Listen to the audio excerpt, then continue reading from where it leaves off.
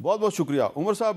بنیادی طور پہ تو ہم یہ چاہتے ہیں کہ جو وزیر اعظم شہباز شریف صاحب نے ایک دفعہ پھر آپ کو دعوت دی ہے مذاکرات کی، پہلے ذرا آپ انہی کے الفاظ سن لیں اور انہوں نے کچھ اپنے بھی مطالبات آپ کو سنائے ہیں وہ بھی سن لیں اور پھر آپ کا جواب لیں. پی ٹی آئی کے ساتھ جو مذاکرات تھے، میٹنگ 28 تاریخ کو ہونی تھی، اس سے پہلے وہ بھاگ گئے. یہ آئیں بیٹھیں، ہاؤس کمیٹی کے لیے ہم تیار ہے. یہ 2018 کا الیکشن کی جو کمیٹی بنی وہ بھی اپنا کام مکمل کرے، اور 2024 کا فروری کا الیکشن وہ بھی ہاؤس کمیٹی بنے، وہ حقائق سامنے لے کے آئے. اس طرح اگر 26 نومبر کے دھرنے کی بات کرتے ہیں تو 2014 کا جو دھرنا تھا اس کا بھی ہاؤس کمیٹی احاطہ کرے، اور 26 نومبر 2024 کا بھی احاطہ کرے. It takes two to tango.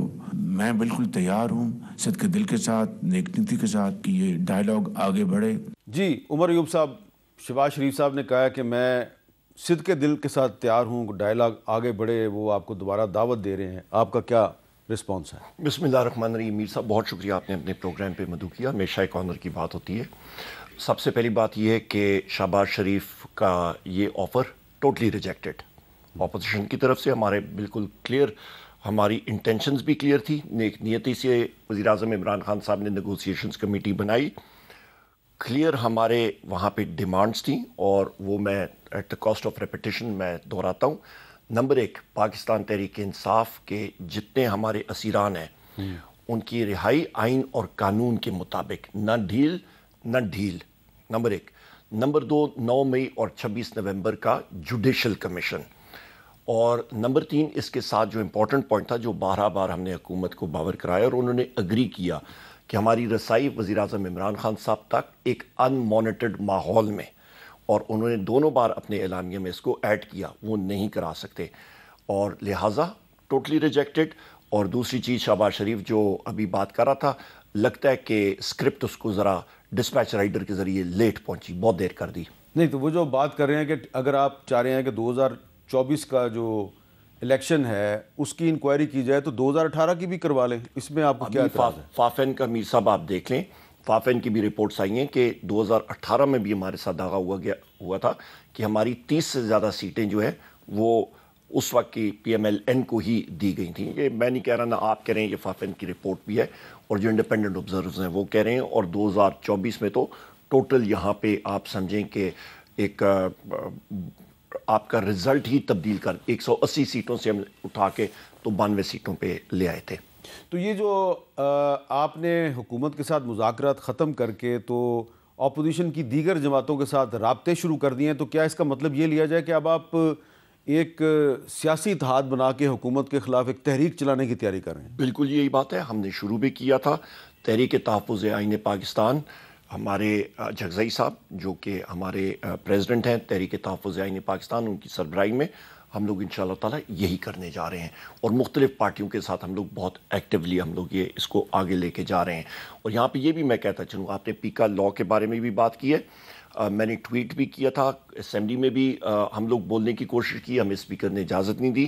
نہ صرف پیکا ایکٹ میں ترامیم، بلکہ آپ کا پاکستان ڈیجیٹل بل جو کہ آپ کا قومی اسمبلی کی قائمہ کمیٹی میں پیش ہوا تھا، اور تقریباً مہینے سے پیپلز پارٹی والے بھی ہمارے ساتھ پہلے ملے ہوئے تھے، اس کو بلاک کرنے میں ہم لوگ اس وقت تک کامیاب تھے. پر اچانک پیپلز پارٹی کو کہیں سے ڈائریکشنز آئی ہیں اور انہوں نے دوگلا پن دکھایا، اور انہوں نے پاکستان ڈیجیٹل بل کے لیے انہوں نے حامی بھری.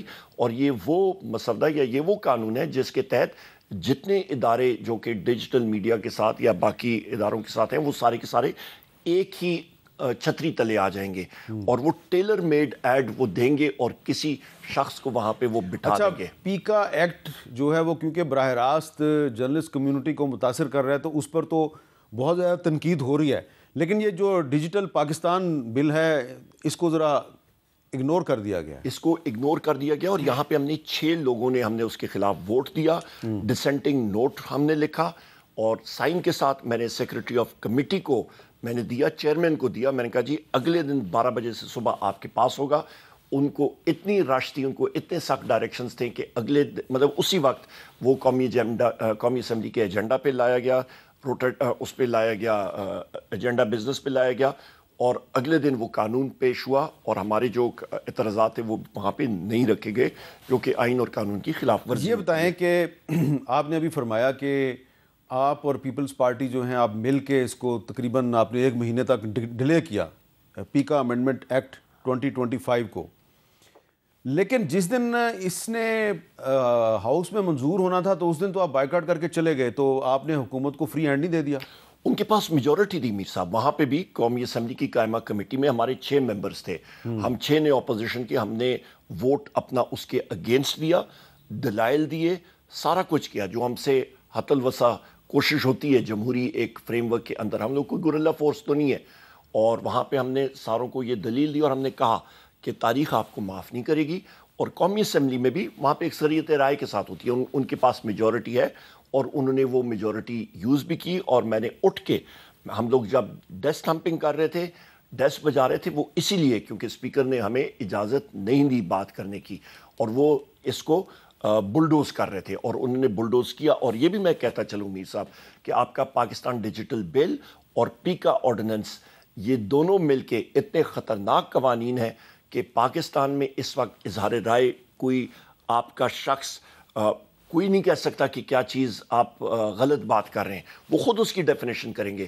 آپ ہو گئے، میں لیکن ہوں گا، ہم حکومت سارے کہتی ہے کہ ہم نے تو یہ فیک نیوز ختم کرنے کے لیے یہ بل لے کے آئے. تو پھر مجھے یہ بتائیں میر صاحب کہ وہ فیک نیوز کی ڈیفینیشن کون کرے گا؟ ہاں، یہ اس بل میں فیک نیوز کی ڈیفینیشن نہیں ہے. آپ کو معلوم ہے، ماشاءاللہ آپ کا بہت تجربہ ہے اس کے ساتھ، لیگل قانون سازی کے ساتھ بھی اور میڈیا کے ساتھ بھی. وہ فیک نیوز، وہاں پہ قانون بنتا ہے تو اس پہ ہر ایک آئٹم کا ایک ڈیفینیشن ہوتا ہے. فیک نیوز کون ڈکلیئر کرے گا؟ فیک نیوز کی ڈیفینیشن کوئی سیکشن آفیسر کرے گا، کوئی بھوٹا صاحب کریں گے، کون کرے گا؟ وہ تو حامد میر صاحب ہو گئے، عمر ایوب ہو گئے، ہم سارے کے سارے اندر ہوں گے. اچھا، لیکن حکومت کے بہت سے وزراء یہ کہتے ہیں جی کہ ہم نے یہ جو پیکا امینڈمنٹ ایکٹ 2025 منظور کیا اس لیے کیا کہ ہم سوشل میڈیا کو ریگولیٹ کرنا چاہتے ہیں تاکہ فیک نیوز کا خاتمہ کیا جائے. اور کہا جاتا ہے کہ جی فیک نیوز کو ریگولیٹ کرنے کے لیے پاکستان میں کوئی قانون نہیں تھا، جبکہ جو 2016 کا جو پیکا ایکٹ ہے یہ مسلم لیگ نون کی حکومت نے کیا تھا، تو اس کا مقصد بھی سوشل میڈیا کو بھی ریگولیٹ کرنا تھا. سائبر کرائمز کو روکنے کے لیے جب آپ بل بناتے ہیں تو اس کا مقصد یہی ہوتا ہے کہ آپ سوشل میڈیا کو ریگولیٹ کرنا چاہتے ہیں. لیکن جب پاکستان تحریک انصاف کی حکومت تھی تو اس نے بھی، پاکستان تحریک انصاف کی حکومت نے بھی کچھ قوانین بنائے تھے اور ان میں سے وہ جو قوانین ہیں وہ میرے پاس موجود ہیں. اس میں جو ایک قانون ہے اس کا گیزٹ نوٹیفیکیشن جو ہے وہ ہوا جی اکتوبر 2021 میں، لیکن یہ بل جو ہے یہ اس کے رولز جو ہیں وہ 2020 میں سامنے آئے تھے اور اس پہ ہماری بھی کنسلٹیشن ہمارے ساتھ بھی کی گئی تھی اور اس وقت کنسلٹیشن کی تھی ہیومن رائٹس کی منسٹر ڈاکٹر شیریں مزاری صاحبہ نے. اور یہ جو بل ہے اس کا نام جو ہے وہ یہ ہے، اس بل کو انہوں نے نام دیا ہوا ہے جی کہ آن لائن کنٹینٹ جو ہے اس کو، اس کا نام ہے removal and blocking of unlawful online content rules 2021. Umar Ayub صاحب، رولز تو آپ کی حکومت نے پہلے سے بنائے ہوئے تھے اور اس وقت بھی ہم نے اس کے خلاف آواز اٹھائی. پھر آپ کی حکومت 2022 فیبروری میں انہوں نے پریزیڈنشل آرڈیننس کے ذریعے پیکا امینڈمنٹ لا جو ہے وہ امپوز کیا، اس کو بھی اسلام آباد ہائی کورٹ جو ہے اس نے معطل کر دیا تھا. تو یہ سارا کچھ تو پہلے بھی موجود تھا، آپ کی حکومت نے بھی اس پہ کام کیا، قانون بنایا، ہم نے اس کو ریجیکٹ کر دیا، عدالت نے اس کو معطل کر دیا، سسپینڈ کر دیا. تو مسلم لیگ نون تو آپ کے راستے پہ چل رہی ہے. دو اہم چیزیں ہیں میر صاحب. سب سے پہلی چیز یہ کہ ہمارے دور پہ جب وہ امینڈمنٹس آئی تھی وہ زیادہ تر پرنوگرافی، مینلی پرنوگرافی ٹارگٹ تھا، کیونکہ یہیں سے زیادہ اس کو فروغ دیا جا رہا تھا اور اس کو بلاک کرنے کے لیے تھا، اس پہ میڈیا کا نہیں تھا. اور اسلام آباد ہائی کورٹ نے بلاک کیا، بالکل ٹھیک انہوں نے کیا. اور انسان سیکھتا بھی ہے. اور میرا خیال ہے یہاں پہ جس سفر میں آدمی جب گزرتا ہے اور جب اپنے سر پہ بھی آن کے پڑتی ہے تو انسان کو اور مزید انسان بہتر طریقے سے سیکھتا ہے. تو میرا نہیں خیال. اور دوسری اہم بات یہ میں کرتا چلوں میر صاحب، آپ نے بھی بات کی کہ ڈیجیٹل میڈیا کو یا سوشل میڈیا کو بلاک کرنے کی بات. فائنینس کا اسٹوڈنٹ ہونے کے ناطے مجھے اچھی طرح یاد ہے، میں ان دنوں میں یونیورسٹی میں تھا تو آپ کا پاؤنڈ جو ہے، برٹش پاؤنڈ، اس کی ویلیو کو سپورٹ کرنے کے لیے بینک آف انگلینڈ نے خربوں ڈالر لگائے. مارکیٹ کی فورسز کو وہ ڈیفیٹ نہیں کر سکتا تھا. آج بھی جو مرضی ہے حکومت وقت کوشش کرے مارکیٹ کی یا سوشل میڈیا کی فورسز کو آپ آج کے اس دور میں نہیں کنٹرول کر سکتے ہیں.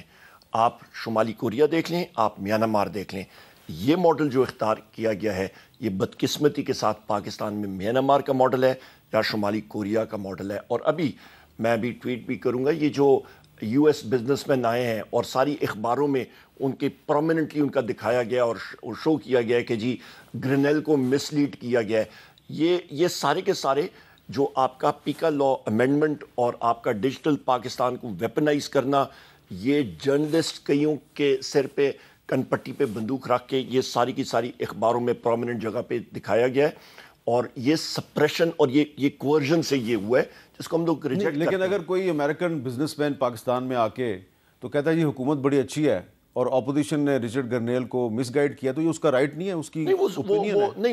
وہ ضرور کہ پر مسئلہ یہ نا میر صاحب, وہ کہتے ہیں کہ اربوں ڈالر کی انویسٹمنٹ آ رہی ہے, تو 2 سال سے ہم لوگ ایس آئی ایف سی کا بھی انتظار کر رہے ہیں کہ تقریباً 50 ارب ڈالر سے زیادہ آ رہے ہوں گے.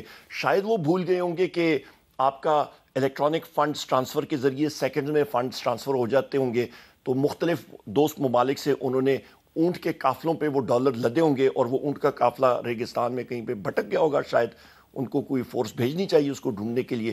ابھی تک پاکستان میں تو 50 ارب dollar S I F C